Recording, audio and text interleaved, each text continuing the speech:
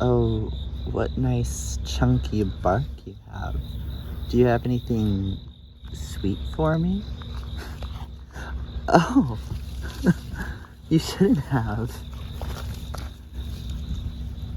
Mmm, mmm, mmm.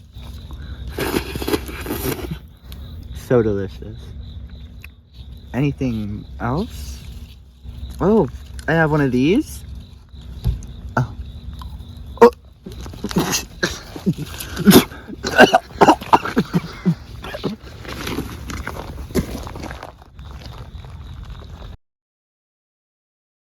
This is a persimmon tree, and they are a native, moderately long-lived deciduous tree. They live to be about 100 to 200 years old, and they grow to be about 15 to 25 meters tall.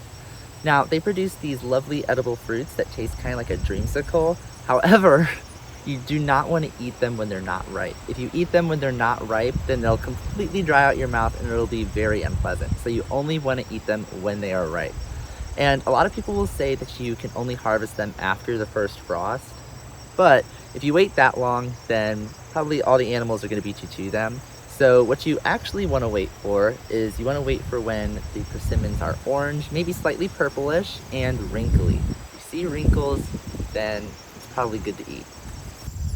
These fruits were really important in the diets of the indigenous people and the early settlers, being used to make cake, wine, pudding, just a whole bunch of stuff. But today we're going to use them to make some frozen custard. But first, we're going to go over some tips on how to identify a persimmon tree. First, let's start with where you might find one. Persimmons have a wide range of environmental tolerances. They can be found in bottomland and upland forests, old fields, forest edges, or near bodies of water. I typically have the best luck with finding them along bodies of water. Probably the best way to identify a persimmon tree is by its bark. When the tree is young, the bark will be a grayish-brown color with shallow fissures going through it, which isn't very distinct in itself. However, when the tree is mature, the bark turns a dark brownish-black color and separates into square or rectangular blocks that, to me, resemble alligator skin. This can look similar to black cherry bark, which has more flat plates, or flowering dogwood bark, which is made up of round chunks. So if you see rectangles or square chunks on the bark, then you're probably looking at a persimmon. The twigs are brownish grayish black in color, glabrous or pubescent, typically pubescent though, and they're slender with a slight zigzag and orange lenticels. The orange lenticels are a huge tip-off that you have yourself a persimmon though. The buds are a dark brownish black rounded triangle with the apical bud being absent. The bud that resides at the end of the twig is actually a false apical bud. Also, the pith of the twig may be chambered. Not a lot of trees have chambered piths, so this is a super helpful characteristic for identification.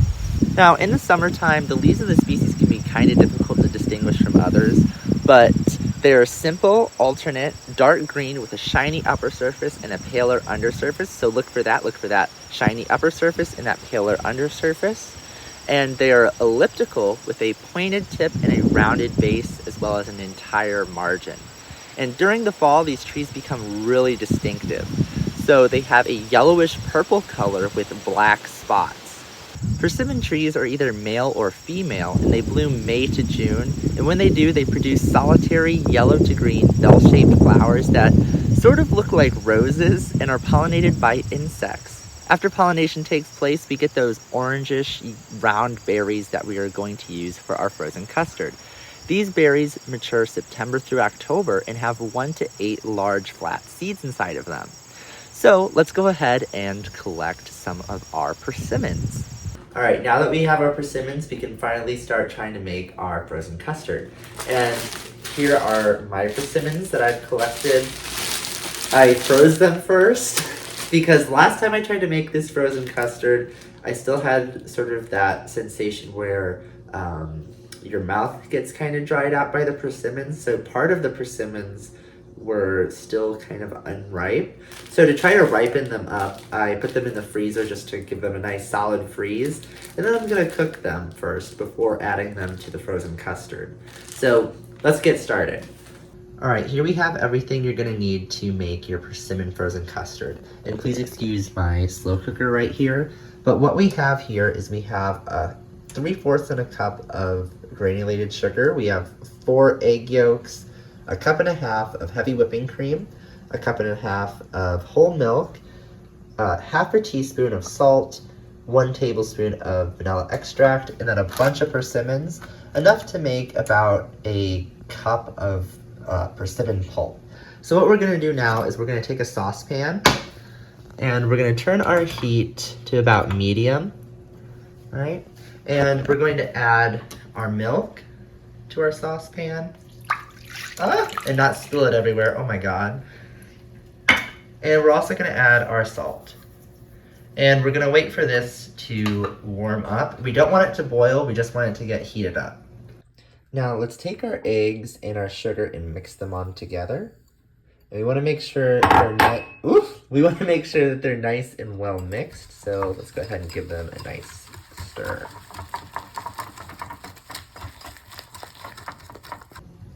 All right, this is how you're gonna want your sugar and your egg mixture to look.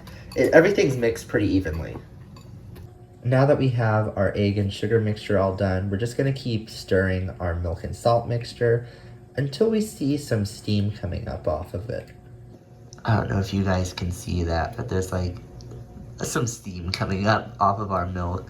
But that's what you wanna see. You wanna see steam coming up off of it. You don't wanna see any boiling. So we're gonna take our milk and salt mixture and we're gonna remove it from the heat. Now what we're gonna do is we're gonna take a small portion of our salt and milk mixture and add it to our sugar and egg mixture to make sure that this doesn't scramble when it's put onto the heat, okay? So I'm gonna add just a little bit. All right, so I got a little bit of it added, and you wanna mix pretty readily after you add it so that the eggs in there already don't scramble from the heat. Okay. This is pretty well mixed, so we're gonna go ahead and add a little bit more. All right, I added about half of what was left inside of our pan over here. So now I'm just mixing it. And another purpose of this is to melt the sugar that's inside of our egg and sugar mixture. Now that this is all well mixed, I'm gonna add it to the pan. And remember, it's still off of the heat. Okay. So our eggs, sugar, salt, and milk should be inside of our saucepan right now. So we're just gonna mix it all together before we add it back to the heat. I think we're all good to move back over to the heat. And you wanna keep on stirring it while it's on the heat like this. Because this part can easily scramble or burn, so you really have to watch it carefully. All right, you see how thick this is right now? This is kind of what we're shooting for, and it'll take a little bit to get to this point. I think it took me like 10 minutes. So we're gonna move this off of the heat because we don't want it to scramble any further. So you can see that there's a little bit of chunks in here, and we're gonna strain those out, so it's no biggie. So a good way you can tell if your custard is at the right consistency that you want it to be is if you coat the back of the spoon. Oh my God.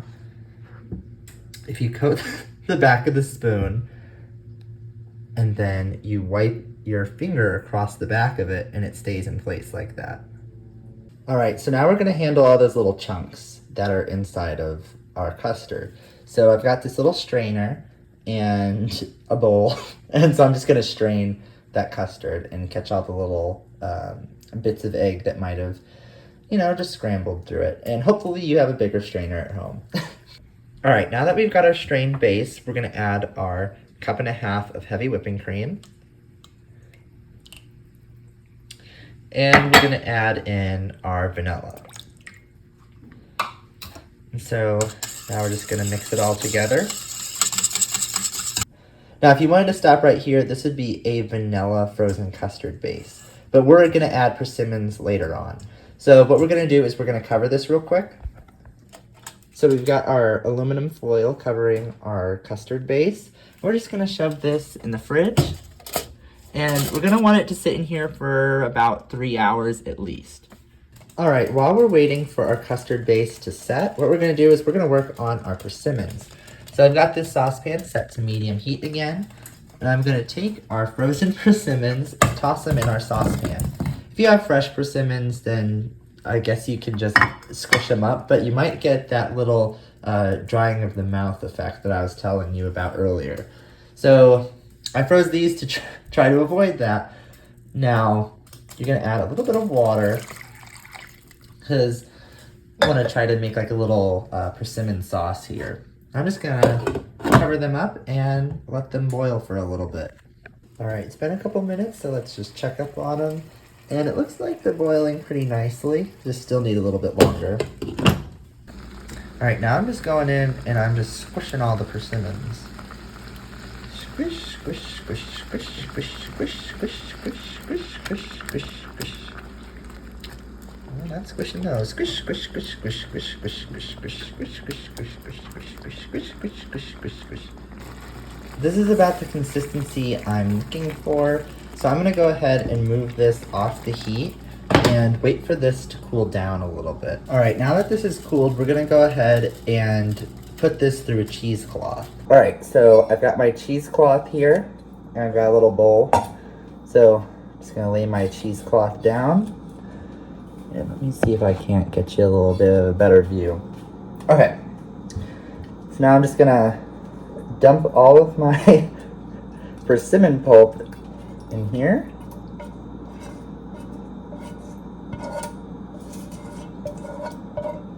I'm doing this to try to get out all the seeds out.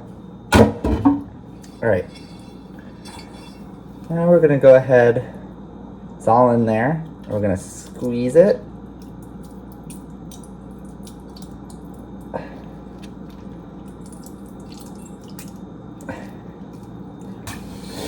Well, this cheesecloth isn't working. So hold on, I'm gonna grab another bowl. All is not lost. So I'll show you what the cheesecloth is doing. So if we look in here, you can see it's just kind of getting all this water, like very small particles from our persimmons, and we need everything. So I've got this smaller bowl, and then I've got our strainer from earlier, and I'm just going to take some of our pulp and kind of push it through.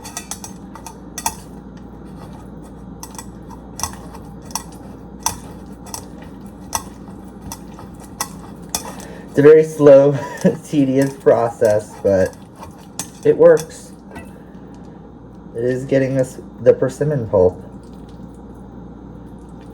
This is where a bigger strainer would be preferable. Here's our finished persimmon pulp, and I'm going to cover this and put it in the fridge while we wait for our custard base to finish up. Now that our custard base has rested in the fridge for at least 3 hours, I actually let mine go overnight just to be on the safe side, but now we can actually churn our custard, and I'm going to use my little ice cream machine that I have here by Cuisinart. And it's a really simple one. You just freeze this bowl for like 24 hours and just set up your ice cream machine. So I'm gonna do that real quick. Okay, my ice cream machine is all ready to go and ready for me to add everything. So this is what it's gonna look like. I'm gonna turn it on and it's just gonna scrape the sides.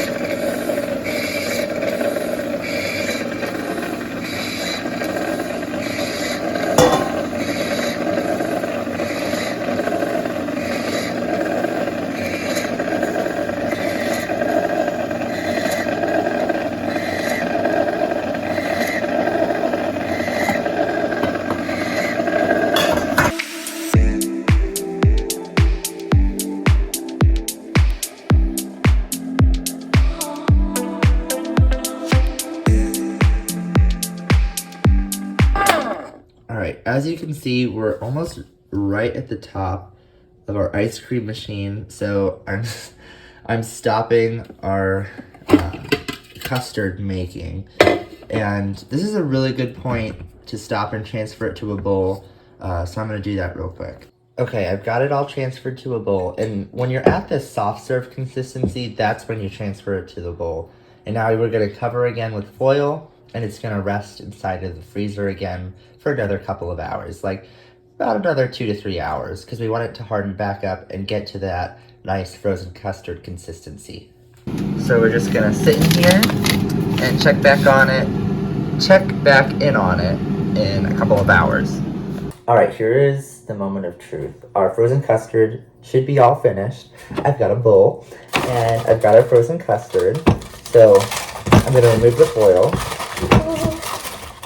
Oh my gosh, it looks so cute. Look at it. Hold on, I'm gonna do like, whoop, like Dairy Queen. Okay, now I'm gonna scoop some out. Hold on, I'm gonna tilt it towards you so you can see as I'm scooping. Oh my gosh, look at it. Ah, I got some on my finger. But look at this scoop. Oh my goodness. Hold on, I'm gonna bring you towards me in the light. Ah, sorry, my finger. But look, it looks so official. Oh my gosh, I'm excited to try it. Set you right back there again. Okay. Alright, I'm also gonna show you this. Hold on. Look at the trail it left. It looks just like when you get like a carton of ice cream or something from the store. Oh my gosh, I'm so proud. And there it is in my bowl. So now that we have our frozen custard, it's in the bowl, don't worry. And now I have a spoon now. Now I'm gonna try it.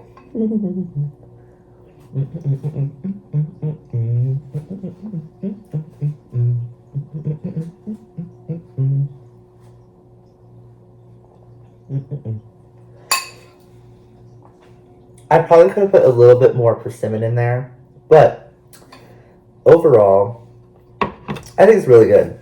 Like, it tastes like vanilla custard, but like there's a little hint of persimmon in the background. So, yeah, maybe just like a little bit more persimmon needs to be added.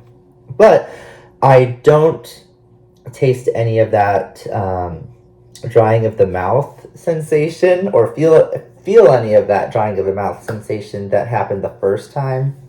So the first time that I tried it, at least. So that's a win. So I think that freezing the persimmons, then cooking them, then using them was definitely the right move. So yeah, there you have it. Anyway, I would say that this is a very big success, and I hope that you want to try it yourself. And if you do try it, let me know in the comments. Let me know how it goes. Please. Please let me know. And for those of you that have never had like a persimmon before, it's kind of like your standard vanilla frozen custard, but you've also got like this background hint of that creamsicle sort of flavor that I was talking about earlier. Like, it's a very good ice cream or frozen custard. I really don't know the difference between the two, but it's good. Okay, it's a good frozen dairy treat. I think frozen custard has more milk fat. I don't know. I'm not going to go into the science or get political about it. It just tastes good. Alright, thank you all for watching. I hope that you enjoyed learning how to make persimmon frozen custard. If you did, be sure to like and subscribe, and I hope to see you all in my next video.